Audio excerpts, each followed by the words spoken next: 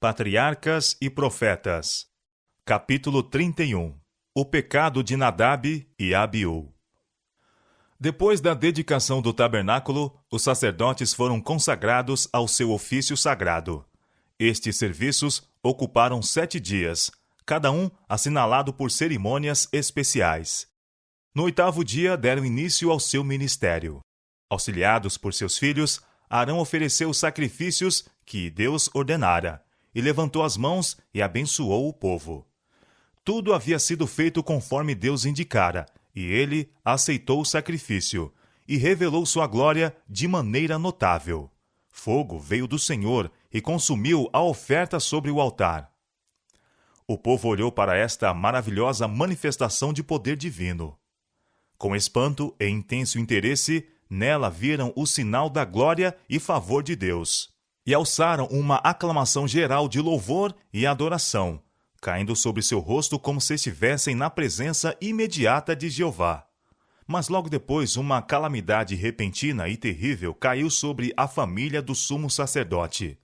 À hora do culto, enquanto acendiam a Deus as orações e louvor do povo, 2 dos filhos de Arão tomaram cada um o seu incensário e queimaram incenso fragrante no mesmo, para elevar perante o Senhor um cheiro suave. Mas transgrediram a sua ordem pelo uso de fogo estranho. Para queimar o incenso, apanharam fogo comum em vez do fogo sagrado, que o próprio Deus acendera e ordenou fosse usado para tal fim. Por causa deste pecado, saiu fogo do Senhor e os devorou à vista do povo. Abaixo de Moisés e Arão, Nadab e Abiú eram os mais preeminentes em Israel. Tinham sido honrados de modo especial pelo Senhor, tendo-se-lhes permitido, juntamente com 70 anciãos, verem sua glória no monte. Sua transgressão não deveria, entretanto, desculpar-se ou ser considerada levianamente. Tudo isto tornava mais ofensivo o seu pecado. Porque os homens receberam grande luz, porque tenham, como príncipes de Israel, subido ao monte, e hajam alcançado o privilégio de ter comunhão com Deus, e demorar-se na glória da sua luz, não se lisonjeiem eles, de que podem depois pecar impunemente. De que, visto terem sido de tal maneira honrados, Deus não será rigoroso no castigo de sua iniquidade. Isto é erro fatal. A grande luz e privilégios concedidos exigem uma retribuição de virtude e santidade correspondente à luz outorgada. Nada menos que isto poderá Deus aceitar. Grandes bênçãos e privilégios nunca devem embalar-nos em segurança ou despreocupação. Nunca devem dar liberdade ao pecado, nem fazer com que os que os recebem entendam que Deus não será exigente com eles. Todas as vantagens que Deus tem dado são seus meios para lançar fervor no espírito, zelo no esforço e vigor no executar sua santa vontade. Nadab e Abiú não haviam sido em sua juventude ensinados nos hábitos de domínio próprio. A disposição transigente do pai, sua falta de firmeza pelo que é reto, haviam-no levado a negligenciar a disciplina dos filhos. Havia-lhes permitido seguirem suas próprias inclinações. Hábitos de condescendência própria, durante muito tempo acalentados, alcançaram sobre eles um domínio que mesmo a responsabilidade do mais sagrado mister não teve poder para quebrar. Não haviam sido ensinados a respeitar a autoridade do pai, nem se compenetravam da necessidade de estrita obediência aos mandos de Deus. A mal-entendida indulgência de Arão com os filhos preparou-os para se tornarem objetos dos juízos divinos. O propósito de Deus era ensinar ao povo que devem dele aproximar-se com reverência e temor, e da maneira indicada por ele mesmo. Não pode ele aceitar uma obediência parcial. Não era bastante que nesta hora solene de culto quase tudo estivesse sido feito conforme ele determinara. Deus pronunciou uma maldição sobre aqueles que se afastam de seus mandamentos e não fazem diferença entre as coisas comuns e as coisas santas. Declara pelo profeta: ai dos que ao mal chamam bem, e ao bem mal, que fazem da escuridade luz, e da luz escuridade, Ai dos que são sábios aos seus próprios olhos e prudentes diante de si mesmos. Dos que justificam o ímpio por presentes e ao justo negam justiça. Rejeitam a lei do Senhor dos Exércitos e desprezam a palavra do Santo de Israel. Isaías capítulo 5, versos 20 a 24. Ninguém se engane com a crença de que uma parte dos mandamentos de Deus não é essencial, ou que ele aceitará uma substituição daquilo que exigiu. Disse o profeta Jeremias: quem é aquele que diz, e assim acontece, quando o Senhor o não mande? Lamentações, capítulo 3, verso 37. Deus não pôs em sua palavra ordem alguma a que os homens possam obedecer ou desobedecer à vontade e não sofrer as consequências. Se os homens escolhem qualquer outro caminho, que não da estrita obediência, acharão que o fim dele são os caminhos da morte. Provérbios capítulo 14, verso 12. Moisés disse a Arão e a seus filhos Eleazar e Itamar: não descobrireis as vossas cabeças, nem rasgareis vossos vestidos, para que não morrais, porque está sobre vós o azeite da unção do Senhor. Levítico capítulo 10, versos 6 e 7. O grande chefe lembrou a seus irmãos as palavras de Deus: serei santificado naqueles que se cheguem a mim, e serei glorificado diante do povo. Arão ficou em silêncio. A morte de seus filhos, extirpados sem aviso e em tão terrível pecado que ele via agora ser o resultado de sua própria negligência ao dever, contorcia de angústia o coração do pai. Ele, porém, não deu expansão a seus sentimentos.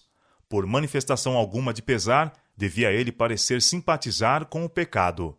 A congregação não devia ser levada a murmurar contra Deus. O Senhor queria ensinar seu povo a reconhecer a justiça de seus corretivos, a fim de que outros viessem a temer. Havia em Israel aqueles a quem o aviso deste terrível juízo preservaria de contarem tanto com a paciência divina que, por sua vez, selassem enfim o próprio destino.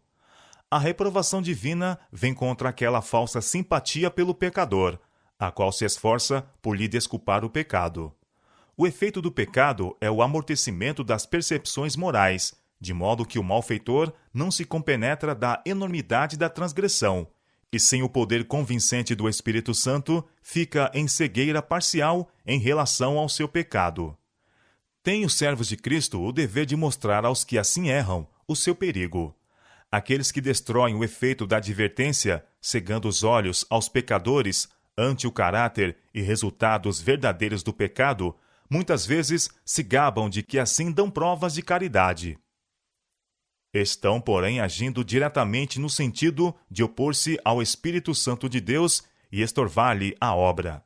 Estão acalentando o pecador para que descanse à beira da destruição. Estão se fazendo participantes de sua culpa e incorrendo em terrível responsabilidade pela sua impenitência.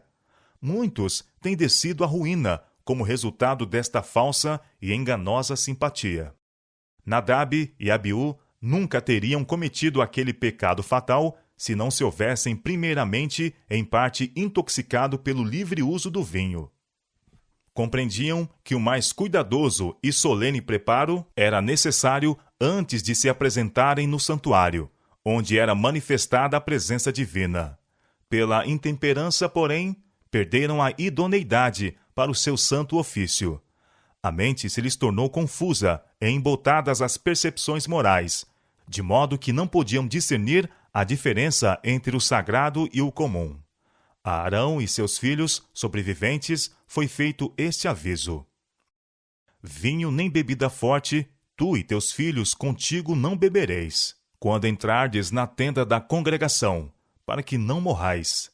Estatuto perpétuo será este entre as vossas gerações, e para fazer diferença entre o santo e o profano, entre o imundo e o limpo, e para ensinar aos filhos de Israel todos os estatutos que o Senhor lhes tem falado. Levítico, capítulo 10, versos 9 a 11. O uso de bebidas alcoólicas tem o efeito de enfraquecer o corpo, confundir a mente e rebaixar a moral.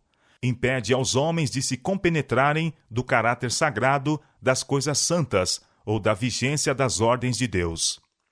Todos os que ocupavam posição de responsabilidade sagrada deviam ser homens de estrita temperança, para terem mente clara, a fim de discernirem entre o reto e o que não o é, para terem firmeza de princípios e sabedoria para administrar justiça e mostrar misericórdia.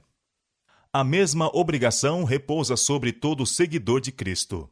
O apóstolo Pedro declara: Vós sois a geração eleita, o sacerdócio real, a nação santa, o povo adquirido. 1 São Pedro, capítulo 2, verso 9. É-nos exigido por Deus que preservemos toda a faculdade na melhor condição possível, a fim de que prestemos serviço aceitável a nosso Criador. Quando se usam bebidas embriagantes, ser-se-ão os mesmos resultados do caso daqueles sacerdotes de Israel. A consciência perderá sua sensibilidade ao pecado e uma operação de endurecimento para a iniquidade certissimamente ocorrerá, até que o comum e o sagrado percam toda a diferença de significação. Como podemos, então, atingir a norma dos requisitos divinos? Acaso não sabeis que o vosso corpo é o templo do Espírito Santo, que está em vós, o qual tendes recebido de Deus, e que não sois de vós mesmos? Porque fostes comprados por preço. Glorificai, pois, a Deus no vosso corpo e no vosso espírito, os quais são de Deus. Portanto, quer comais, quer bebais, ou façais outra qualquer coisa, fazei tudo para a glória de Deus. 1 Coríntios, capítulo 6, versos 19 e 20, e capítulo 10, verso 31. À Igreja de Cristo em todos os tempos é dirigido este aviso solene e terrível. Se alguém destruir o templo de Deus, Deus o destruirá, porque o templo de Deus, que sois vós, é santo. 1 Coríntios, capítulo 3, verso 17.